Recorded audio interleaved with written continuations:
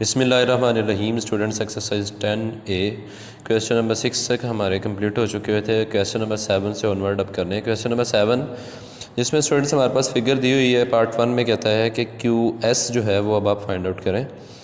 जो students QS जो है वो फाइंड आउट करना है हमने। तो यहाँ पे स्टूडेंट्स ये QS ये है, तो ये देखें, इस ट्रायंगल की तरफ देख लें कि ये एक ट्रायंगल है जिसमें P से Q भी दिया हुआ है और Q से S भी और P से S भी। अब हम पार्ट 1 के लिए क्या करते हैं, सॉल्यूशन यहाँ से लिखते हैं सॉल्व। सॉल्यूशन में क्या लिखते हैं हम कि हम ट्रायंगल कौन सी लेंगे, ट्रायंगल PQS, और जिसमें एंगल जो Q पर है वो 90 डिग्री का है। अगर ये एक 90 डिग्री राइट एंगल ट्रायंगल है तो इस पर हम पाइथागोरस थ्योरम अप्लाई करके QS की वैल्यू निकाल सकते हैं। अब इसमें स्टूडेंट्स हमारे पास ये जो है P से S ये हमारा बन रहा है hypotenuse PS square is equal to base and perpendicular PQ square plus QS square. किस तरीके से, फिर से सुन लें। जो स्टूडेंट सबसे ग्रेटर साइड होती है वो हमारा हाइपोटेनस कहलाएगा, और जो दूसरी साइडें हैं अगर 90 डिग्री का एंगल है वहाँ पर तो स्टूडेंट्स पाइथागोरस थ्योरम अप्लाई ही तब होता है जब 90 डिग्री का एंगल, कोई एक एंगल जो है वो सारी ट्रायंगल में 90 डिग्री का, PQS में ये 90 डिग्री का एंगल है। अब ये सबसे ग्रेटर साइड है तो ये इसको हम हाइपोटेनस का नाम दे देंगे, और इनमें से जिसको मर्ज़ी बेस बोल दें, और इनमें से जिनको मर्ज़ी आप परपेंडिकुलर का नाम दे सकते हैं या अल्टीट्यूड का नाम भी दिया जाता है। तो यहाँ पे स्टूडेंट्स ग्रेटर साइड मतलब hypotenuse square is equal to base square plus perpendicular square. Perpendicular को पहले लिख लें या बेस को पहले लिख लें, इन चीज़ों से फ़र्क नहीं पड़ा करता। तो PS की जो वैल्यू है वो हमारे पास 53 है, उसका स्क्वायर किया, एंड PQ जो है वो हमारे पास 45 है, उसका स्क्वायर कर दिया, और QS जो है वो हमने फाइंड आउट करना था, वो एज इट इज़ रहेगा, उसका स्क्वायर चलता रहेगा। अब 53 इज़ इक्वल टू, इसका कैलकुलेट करें तो 2809, और 45 को कैलकुलेट करें ये हमारे पास 2025 प्लस QS इसका स्क्वायर। तो स्टूडेंट्स इसको इस साइड पर ले आएँ, इधर लाकर सब्ट्रैक्ट कर दें 2025, ये QS उसका स्क्वायर। स्टूडेंट्स इसको इसमें से सब्ट्रैक्ट करेंगे तो आपके पास आएगा 784, और हमें तो QS की वैल्यू चाहिए ना कि QS का स्क्वायर। तो taking square root on both side due to the square root students plus minus की वैल्यू आ जाया करती है, तो लेकिन लेंथ कभी भी नेगेटिव की नहीं होती। तो सो जो आंसर है वो सिर्फ प्लस में ही आएगा, तो वो बनेगा आपका 28 सेंटीमीटर।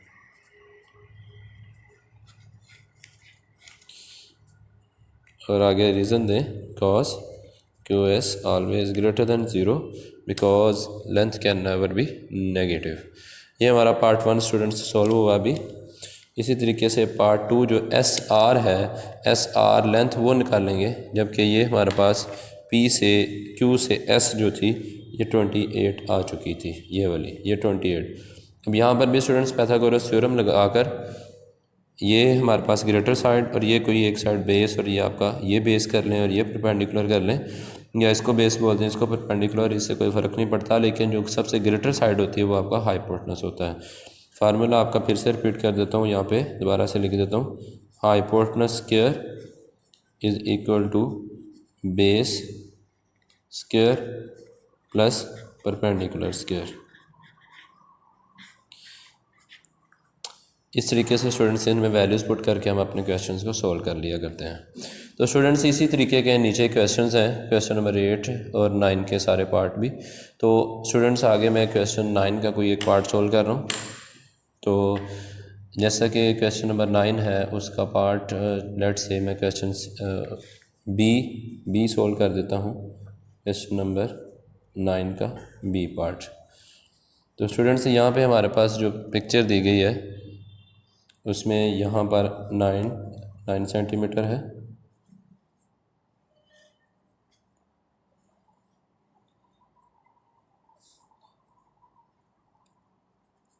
ये दोनों लेंथ्स कट लगे हुए हैं, इट मीन्स कि ये दोनों इक्वल लेंथ में रखते हैं।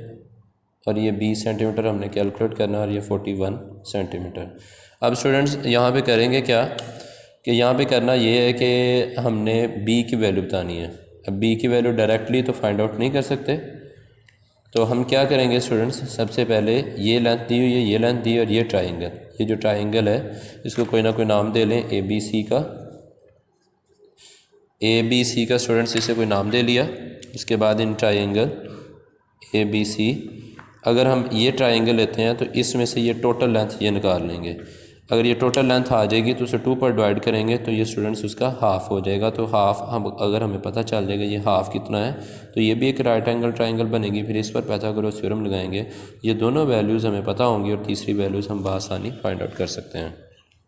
लेट से देखें कैसे करेंगे। इस वाली लेंथ को हम कोई ना कोई नाम दे लेते हैं, ये भी एक्स है और साथ वाली भी हमारे पास ये जो है ये भी फिर एक्स ही बनेगी क्योंकि दोनों वो लेंथ इक्वल हैं। तो स्टूडेंट्स हम क्या करते हैं, in triangle A B C, triangle A B C में क्या किया हमने, ट्राइंगल ए बी सी में हमने पाइथागोरस थ्योरम अप्लाई किया। सबसे ग्रेटर साइड जो है वो 41, जो ऊपर फार्मूला ज़रूरी नहीं है आप लिखते फिरें, 41 का स्क्वायर एक दफ़ा आपको समझ आ चुका है तो ठीक है। उसके बाद बेस एंड परपेंडिकुलर, या बेस ये कर लें या परपेंडिकुलर ये कर लें। बेस जो थी वो 2 दफ़ा एक्स लिखा हुआ था, एक ये और एक ये, मतलब हमें तो टोटल लेंथ चाहिए थी ना। ये ट्राइंगल हम ले रहे थे ए बी और सी, मतलब ये ट्राइंगल, ये सबसे ग्रेटर साइड, ये फिर परपेंडिकुलर और ये आपका बेस बनेगा। बेस एक्स और एक्स 2 दफ़ा है तो मतलब टोटल लेंथ लेनी है। ये आया हाँ क्या नाम है हमारा, hypotenuse square is equal to base square plus perpendicular जो कि 9 था उसका स्क्वायर। 41 का स्क्वायर स्टूडेंट्स करेंगे, 41 का स्क्वायर स्टूडेंट्स कैलकुलेटर से कैलकुलेट कर लें और ये होगा एक्स और एक्स 2x ऊपर स्क्वायर और 9 का स्क्वायर हो जाएगा 81 और 41 का स्क्वायर किया 1681 आया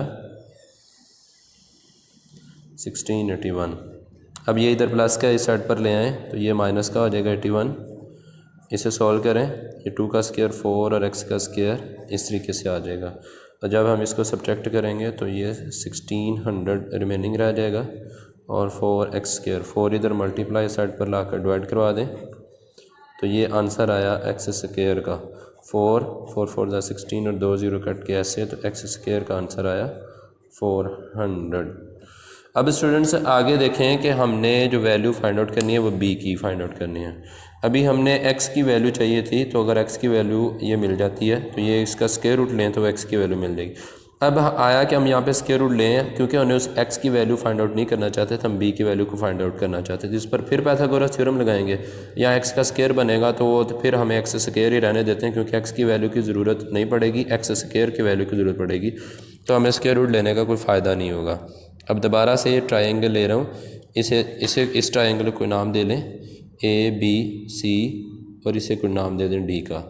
अब ट्राइंगल लेंगे बी सी डी, इन ट्राइंगल बी सी और D, B C D triangle लिए अब स्टूडेंट्स।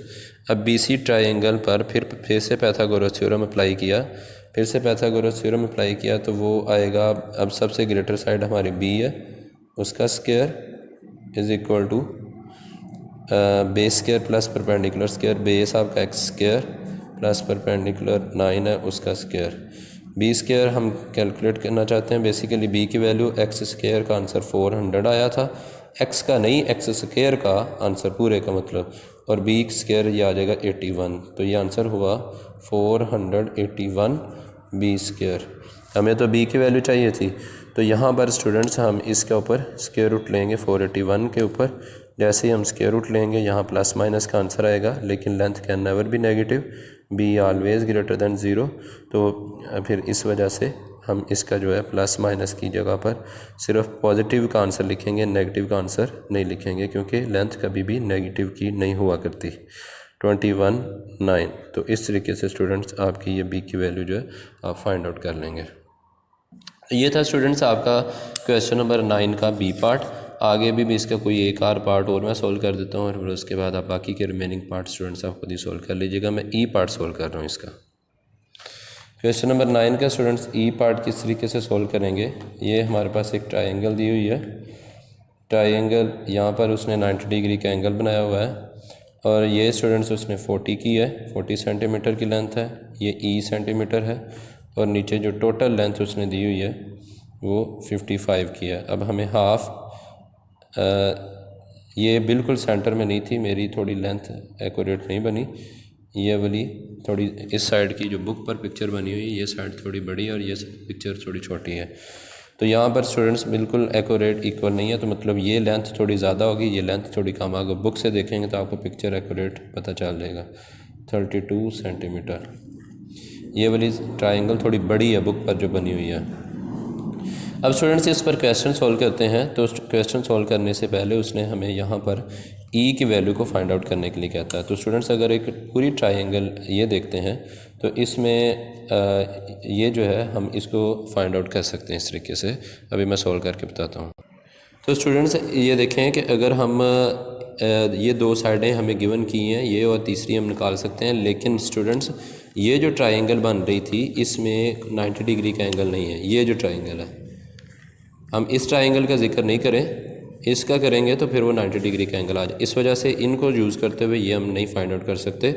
हमें करना ये होगा कि इन दो का इस्तेमाल करते हुए हम ये जो लेंथ है इतनी इतनी ये फाइंड आउट कर लेते हैं, फिर उसमें से ये माइनस कर देंगे। 55 में से ये जो लेंथ आएगी इसको कोई x का नाम दे देते हैं स्टूडेंट्स, इसको x का नाम दे दें।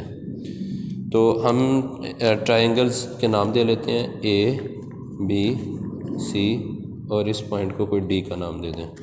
ट्रायंगल ले रहे हैं ABD। इन ट्रायंगल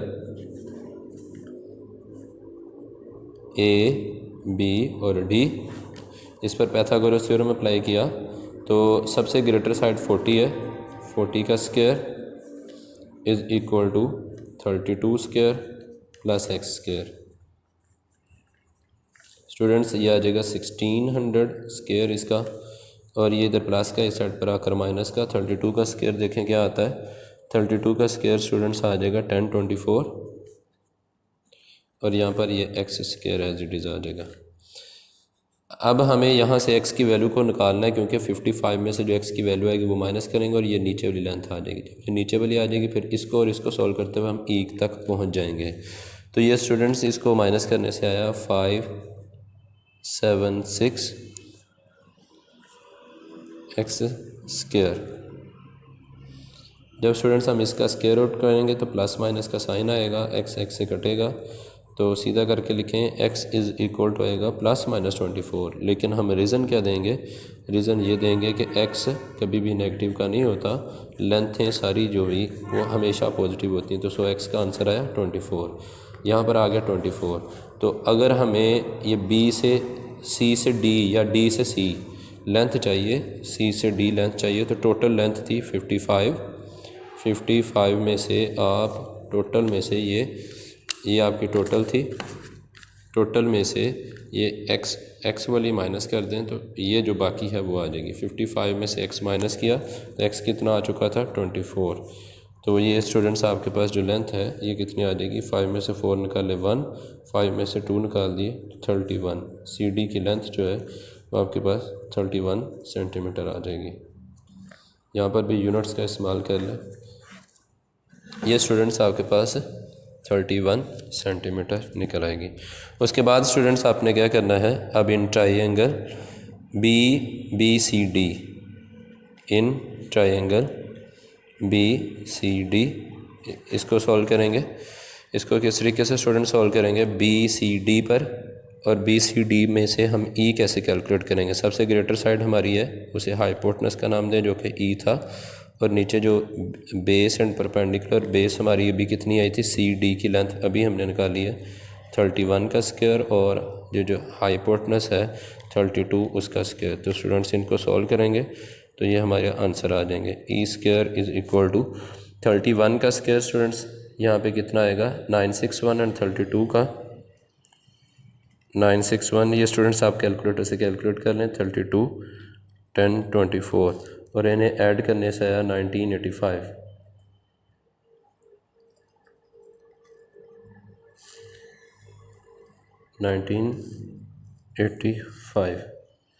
तो स्टूडेंट्स इसका स्क्वायर रूट लें, जैसे ही स्क्वायर रूट लेंगे प्लस माइनस का आंसर निकलेगा। लेकिन आपने क्या कहना है कि ई जो है ये स्क्वायर रूट से कट जाएगा स्टूडेंट्स। उसके बाद इक्वल के और दूसरी साइड पर आप कैलकुलेटर से इसका स्क्वायर रूट निकालें। आपने सिर्फ आंसर प्लस का लिखना है, माइनस वाला आंसर आपने नहीं लिखना। 1985 का जब स्क्वायर रूट लिया तो आंसर आया 44.6। आगे अगर आप इससे एक डेसिमल पॉइंट और लिख देते हैं, लेकिन अगर आप नहीं लिखना चाहते तो आगे लिखेंगे अप टू 3 सिग्निफिकेंट फिगर, या जितने भी आप लिखना चाहें उतने 4 सिग्निफिकेंट फिगर तक लिख लिया करें, या 3 सिग्निफिकेंट फिगर तक दैट्स एनफ होते हैं। इससे ज़्यादा लिखने की ज़रूरत नहीं होती। इस तरीके से स्टूडेंट्स आप इसकी वैल्यू लिख लेंगे और यहाँ पे रीज़न क्या देंगे, because E greater than zero, E length कभी भी नेगेटिव की नहीं हो सकती।